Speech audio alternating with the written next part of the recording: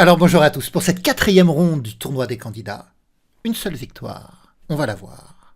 Donc c'est une partie qui oppose le russe Yan Nepomniachtchi à l'Indien Vidit. Alors cette partie elle est plutôt positionnelle. On a eu lors des rondes précédentes des confrontations qui mélangeaient stratégie et beaucoup de tactique. Là, ça va être beaucoup de positionnel, beaucoup de compréhension de jeu. Alors, si vous n'avez pas vu ou vous voulez revoir les vidéos précédentes, je vous invite à cliquer sur le lien ci-dessus qui vous donne accès à la playlist complète. Et donc, on va regarder la partie du jour. À la fin de cette partie, on regardera le classement provisoire de ce tournoi des candidats. Alors, Nepomniachtchi a les blancs. Il ouvre avec le pion roi, il joue E4. J'ai demandé à Marc-Andrea Morizzi, vous savez, le meilleur jeune français, champion du monde junior, plus jeune grand maître français, 16 ans seulement. J'ai demandé à Marc-Andrea Morizzi son favori. Et j'étais surpris, je pensais qu'il allait me dire Caruana, parce que Caruana à la cote, c'est d'ailleurs le favori de Magnus Carlsen. Mais pour Marc-Andrea Morizzi, le favori de ce tournoi des candidats, c'est justement Nepomniachtchi. Donc E4, Vidit répond par E5. Vidit qui a été surpris la veille par Praggnanandhaa. Alors il faudra revoir la vidéo de la veille dans la playlist, dans le lien de playlist que je vous ai donné, par un coup d'ouverture de Praggnanandhaa. Cavalier F3, on attaque le pion central E5, cavalier C6, on défend. Fou B5, on est sur une espagnole. Cavalier F6, la variante berlinoise de l'espagnol. Alors si c'est non, vous ne vous dites rien, c'est pas bien grave. Les idées vont arriver. Donc les noirs attaquent E4 et les blancs ne vont pas défendre le pion E4, ils jouent petit roc. Les noirs s'emparent du pion E4. Donc on est dans la grande ligne de la variante berlinoise. Et ici, on pourrait jouer tour E1 tout de suite, parce que les cibles sur la colonne E ne manquent pas entre le cavalier, le pion et le roi derrière. Mais il est habituel de jouer D4 pour faire sauter le pion en E5 et ouvrir la colonne avec plus de fracas en fait. Donc les noirs rapatrient leur cavalier en D6 en attaquant le fou B5, il y a un échange, fou prend. Les noirs reprennent du pion D pour libérer très vite le fou C8. Les blancs prennent en E5, cavalier F5, échange des dames, dame prend, roi prend. Et on va s'arrêter un peu sur cette position, on va en parler. Alors il faut comprendre que cette suite de coups était un peu abandonnée, parce qu'on pensait que les blancs avaient un net avantage dans cette position. Et ça a été remis au goût du jour par Vladimir Kramnik dans sa confrontation contre Kasparov dans les années 2000. Et c'est comme ça que la berlinoise est revenue au goût du jour pour les noirs. Alors pourquoi on pensait que c'était trop avantageux pour les blancs cette position ? Bien, les blancs, certes, ils ont des atouts. Ils ont déroqué le roi noir. Ils ont une majorité de 4 pions à l'aile roi contre 3. Alors que la majorité des noirs de 4 pions à l'aile dame contre 3, elle est handicapée par le fait que les pions C sont doublés. Donc c'est plus difficile de générer un pion passé lorsque les pions sont doublés. Donc un meilleur développement pour les blancs, un roi noir déroqué, une meilleure structure de pions. Mais en réalité, il faut s'intéresser aux déséquilibres qui peuvent favoriser les noirs. Et principalement ce fou C8, ce fou de case blanche, parce que les noirs, ils jouissent de la paire de fous. Pour obtenir cette position, les blancs ont dû concéder cet échange du fou de case blanche, de leur fou de case blanche contre le cavalier. Et l'avance du pion en E4, en E5, ouvre les diagonales blanches dans une position assez ouverte. Et le fou de case blanche, il peut trouver plusieurs cases intéressantes. Il peut venir en E6 pour braquer l'aile dame. Il peut se mettre en F5 si le cavalier n'est plus là pour toujours braquer les pions de l'aile dame. Parfois, il peut arriver en G4 pour questionner le cavalier en F3. Mais on peut aussi avoir des B6, C5 avec le fou qui se retrouve sur la grande diagonale blanche. Donc, le fou C8 est une arme que les blancs n'ont pas. Donc, il faut que les blancs se méfient de cela. Donc, ok. Il y a une structure de pion qui va donner une majorité à l'aile roi pour les blancs, plus facilement exploitable que celle des noirs à l'aile dame. Mais il va falloir gérer ce fou de case blanche. Alors les blancs ici, ils ont joué cavalier C3. On pourrait tout de suite vouloir jouer tour D1 échec pour attaquer le roi, et après roi E8 par exemple, jouer fou G5 et menacer tour D8 mat. Mais en fait, les noirs bloquent cette menace de mat assez facilement en mettant le fou en E6, ce qui permet à la tour de contrôler la case D8 et d'empêcher l'arrivée de la tour blanche. Et après, le fou, on peut le chasser par la poussée du pion en H6 par exemple. Donc dans la position, les blancs ont plutôt joué cavalier C3. Les noirs jouent fou D7, H3. Un H3, c'est joué pour préparer la poussée G4 en fait. On pourrait jouer G4 tout de suite, mais quand le cavalier bouge, le fou attaquerait G4. Donc là, l'idée de H3, c'est au moins que le pion G4 sera défendu. L'idée est de parvenir à jouer G4, chasser le cavalier, bouger le cavalier blanc pour parvenir à jouer F4 après, et essayer de prendre de la hauteur avec cette majorité de pions. Mais en faisant attention au coup de sape qu'il pourrait y avoir par exemple H5 pour essayer de fracasser cette majorité blanche. Mais là, les noirs ont joué H6. Donc là, avec H6, c'est clair, ils veulent soustraire aux blancs le contrôle de la case G5 pour que ni le fou ni le cavalier puissent exploiter cette case. Les blancs jouent G4 comme convenu. Le cavalier vient en E7. Et là, une nouveauté. Les blancs jouaient jusqu'à présent soit roi G2, soit fou F4. Et là, les blancs ils jouent cavalier H2. Une nouveauté intéressante. Les blancs prennent grand soin à protéger G4. Vous voyez, ils ont joué H3 avant de jouer G4, et maintenant cavalier H2 qui défend également G4. Ça veut dire que si les noirs se mettent à jouer des coups comme H5, ils n'arriveront pas à détruire G4. Ça pourra tenir le choc, le pion G4. Et en bougeant le cavalier, il libère le pion F qui va pouvoir aller en F4, vous voyez, qui va pouvoir comme ça évoluer, déplier la majorité à l'aile roi. Et là, j'étais pas très fan de ce qu'ont joué les noirs. Ils ont joué G5 pour contrôler la case F4, mais en réalité, les blancs vont quand même parvenir à jouer F4. Et j'aimais pas trop ce coup parce que si les noirs ont bien un fou de case blanche, et donc la nécessité d'engager le combat sur les cases blanches, ils ont par contre une pièce en moins, une pièce légère en moins pour défendre les cases noires, parce que le fou de case blanche, lui, il ne pourra jamais défendre les cases noires. Or, cette poussée G5 affaiblit le contrôle de la case F6, une case sur laquelle, par exemple, le cavalier pourra plus tard s'installer. C'est pour ça que je n'aimais pas ce coup G7. G7 en G5. Alors, qu'est-ce qu'on aurait pu jouer avec les noirs? C'est difficile à dire pour moi ici, parce que si les noirs jouent H5 pour engager le combat sur case blanche, le pion G4 il est suffisamment défendu, et la case G5 redevient disponible, par exemple, pour que le fou puisse se placer en G5. Donc, c'est pas facile. Peut-être qu'il faut décongestionner un peu les pions de l'aile dame, et jouer un coup comme C5, avec l'idée de placer le fou en C6 sur cette grande diagonale, ou de libérer la case C6 pour que le cavalier puisse ensuite aller en D4, attaquer le pion en C2. Pion qui n'est pas facile, vous le voyez, il n'est pas facile à défendre en fait, dans cette position. J'avais regardé une variante, alors c'est pas ce qui a été joué, mais je vous montre. Par exemple, si les blancs jouent cavalier E4 pour questionner C5, on pourrait jouer B6 pour défendre, mais j'aime bien cette idée cavalier C6. Et par exemple F4, la progression de la majorité, cavalier D4 pour attaquer C2. Alors, le mieux, c'est de laisser C2 en place et de jouer tour F2. Mais je suis sûr qu'il y en a beaucoup qui céderaient aux sirènes de l'avance du pion en C3 pour chasser le cavalier. Mais ce faisant, cette poussée en C3 finalement affaiblit les cases blanches, couleur de cases où les noirs ont l'avantage grâce à leur fou de case blanche. Et cette poussée en C3 affaiblit par exemple la case D3.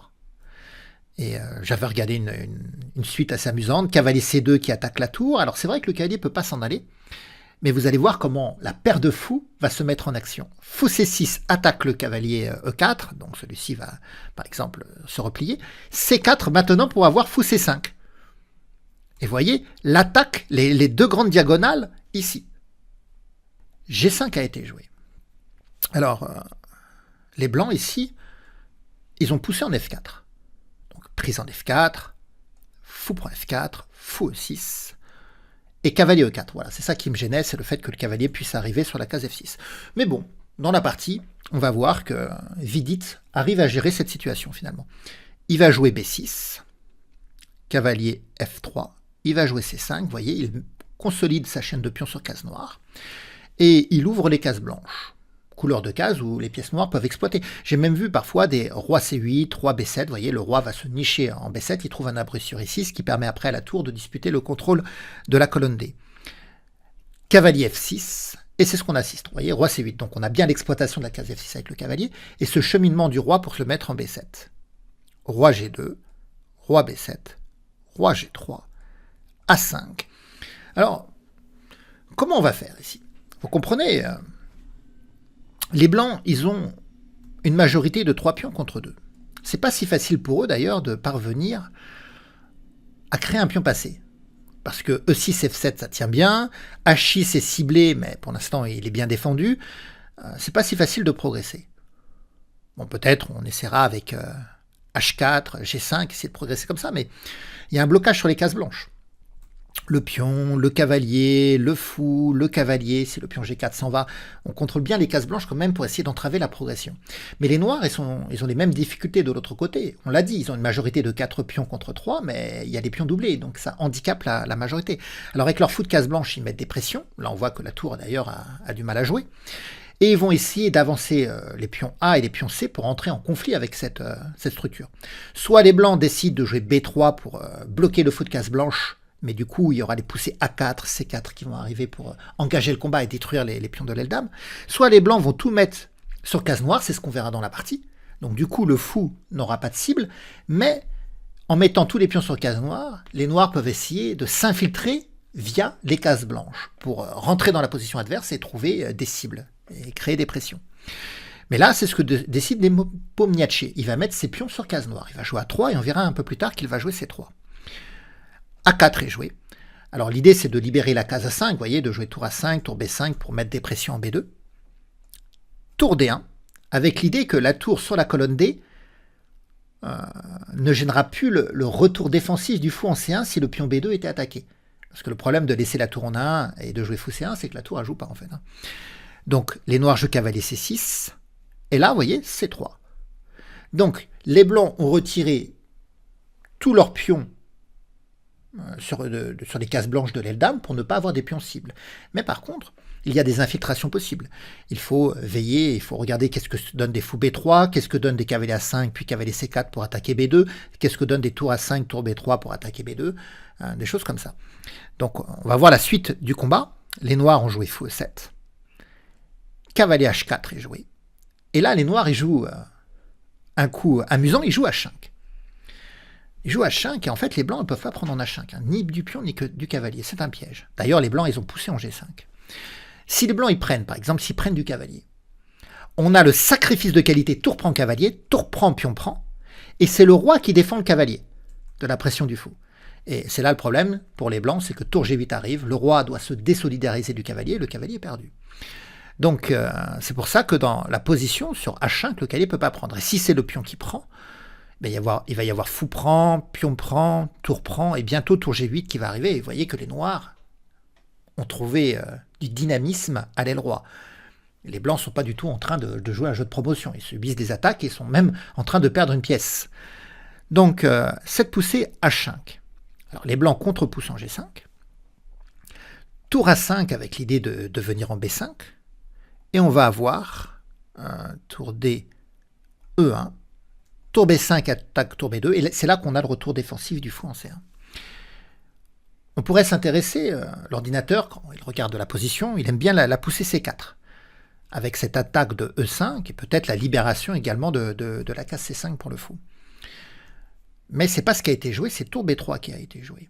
Alors pourquoi tour B3 ? Parce que la tour, on se dit, en B5 ou en B3, elle exerce la même pression, alors qu'en B3, elle va se retrouver finalement enfermée dans la position. Mais l'idée, c'est de libérer la case B5. Quand vous jouez tour B5 en B3, l'idée, c'est que le pion B6 puisse venir en B5, puis en B4 pour exploser la structure défensive des blancs. Mais là, les blancs, ils jouent très fort. Ils jouent cette avance du pion en G6. Donc l'idée, c'est de détruire F7 pour valider un pion passé. Vous savez, le pion passé, c'est un pion qui ne peut pas être entravé dans sa marche à promotion par un pion adverse. Or, pour l'instant, le pion F7, c'est lui qui empêche le pion E5 d'être passé. Donc en jouant G6, en détruisant le pion F7, le pion E5 devient passé. Alors c'est vrai que les pièces noires vont bloquer ce pion, mais les pièces blanches œuvreront pour débloquer ce pion. Et d'ailleurs, ce pion, il va se retrouver à une marge de promotion, vous allez voir. Donc les noirs prennent en G6, cavalier prend, donc il y a la fourchette, tour D8. Donc les noirs essayent de contre-attaquer en fait. Ils savent bien qu'il va y avoir des échanges en E7, qu'ils vont perdre le pion H5, ce qui va créer un autre pion passé, mais avec tour D8, ils vont contre-attaquer, ils vont utiliser la case blanche D3, parce que l'avance du pion C3 avait affaibli la case B3, mais également la case D3. Donc, cavalier prend E7, cavalier prend E7, cavalier prend H5, mais tour D3 échec avec cette attaque sur H3, donc les blancs vont devoir rendre le pion. Tour F3, on a un échange des tours, tour prend, roi prend, fou prend. Mais E6, la situation est débloquée, on voit que le pion le pion passé. Là, on voit très bien le problème de majorité, vous voyez. On voit très bien le problème des 4 pions contre 3 qui n'arrivent pas à créer un pion passé, alors que les blancs ont créé le leur. Alors, comment vont faire les noirs alors pour trouver du jeu offensif, les noirs vont devoir jouer B5, B4 pour tout exploser à l'aile dame. Et d'un point de vue défensif, les noirs ils vont essayer de mettre la pression sur E6, mais il est trop bien défendu. Donc les noirs vont devoir contrôler la case de promotion E8. C'est plus difficile pour eux d'établir un blocus sur case noire, parce que c'est pas leur couleur forte, les cases noires.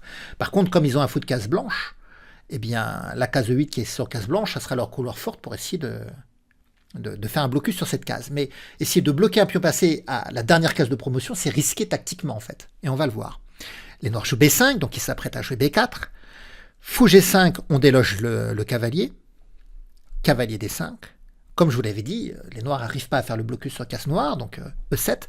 Mais ils reviennent très vite faire le blocus sur case blanche. Fou D7. Alors vous allez me dire, oui, mais le blocus, il n'est pas encore assuré, le fou, il n'est pas en E8, et on peut pousser E8, on peut pousser le pion à dame, ce qui n'a pas fait Nepomniachtchi. Parce que si on joue pion tout de suite E8 dame, les noirs vont sacrifier le fou, et après les noirs vont prendre en B2. Alors c'est vrai que les blancs, ils ont un fou de plus, mais le pion C3 ici va tomber, le pion A3 peut tomber très rapidement aussi avec des coups comme tour B3 qui vont attaquer les deux pions en clouant le pion C3. Il peut y avoir B4 qui arrive et qui fasse tout exploser, et en réalité, pour les blancs, ils n'arriveront pas à valoriser le fou de plus, alors qu'ils sont en train de perdre tous leurs pions à l'aile dame. Donc c'est pas le moment. C'est pas le moment de gagner la pièce par la poussée en E8. Tour D1 a été joué. Attaque les deux pièces. Donc le roi vient en C6, roi E4, on attaque 2 fois le cavalier. Et là, fou E8, on en profite pour bloquer le pion E7 et pour attaquer le cavalier. Et donc il y a tour prend cavalier, fou prend. Le fou revient en C1 pour défendre B2, fou G6 échec, roi E5, B4. Donc, vous voyez, pour l'instant, les noirs arrivent à contrôler la case E8 et ils arrivent à jouer B4, à tout défoncer à l'aile dame. Mais, roi F6, très beau coup. Les blancs sacrifient leur tour pour éliminer le fou et permettre la promotion. Alors, les noirs ne veulent pas de cela, donc ils ont fait fou E8. Et là, tour D8, on attaque toujours le fou. Et là, c'est terminé, on peut pas sauver le fou. S'il y a fou H5, je pense qu'on pourra jouer tour H8 pour l'attaquer. Il ne pourra plus contrôler la case de promotion. Bon, dans la position, les noirs, ils ont pris en A3 intermédiaire. Ils menacent A2 d'ailleurs. Donc les blancs reprennent. Et les noirs jouent fou D7, avec l'idée que si les blancs avancent sa promotion, le fou prend. Et quand la tour reprend, ça va prendre en C3. Ici, les blancs sont plus malins. Ils jouent roi F7. Et ils veulent prendre le fou pour assurer la promotion derrière. Et on a l'abandon. Et s'il n'y a pas moyen pour Vidit d'arriver à s'en sortir, qu'est-ce qu'il pourrait faire? Il faut regarder, il pourrait peut-être jouer fou G4, avec l'idée que sur E8 dame, le fou puisse venir faire échec. Mais le problème, c'est que E8 dame arrive sur échec. Donc le fou n'a pas le temps de faire l'enfilade. Donc là, c'est vraiment cuit en fait. On va prendre le fou et on va assurer la dame après. Alors vous le voyez, le classement des candidats. C'est Nepomniachtchi qui tire son épingle du jeu, qui a 3 points sur 4. Suivi de Caruana et Gukesh avec 2,5 points. Praggnanandhaa, 2 points. Nakamura, Firouzja et Vidit et Abazov ont un début de tournoi plus compliqué avec 1,5 point. Alors pour l'instant, j'ai pratiquement eu tout faux dans mes pronostics. Donc, allez, on continue. Pour la ronde 5, donc j'utilise l'onglet Prono Chess sur Europe Échec. Et à chaque ronde, vous pouvez pronostiquer. Vous pouvez même tout pronostiquer jusqu'à la fin. Il y a des classements et il y a des prix à gagner si vous avez bon. Alors pour la ronde 5, j'ai mis Firouzja vainqueur contre Nakamura. Bon, pour l'instant, je me suis pratiquement toujours trompé avec les résultats de Firouzja. Gukesh Abazov, j'ai mis match nul. Vidit Fabiano Caruana, j'ai mis également match nul. Et Praggnanandhaa Nepomniachtchi, j'ai mis une victoire de Praggnanandhaa. On va voir ce que ça va donner, mais franchement, je suis pas très bon pronostiqueur. J'espère que vous faites mieux que moi. Eh bien, je vous souhaite une bonne fin de journée. Vous pouvez mettre des pouces, des commentaires et bien sûr partager la vidéo. Au revoir à tous.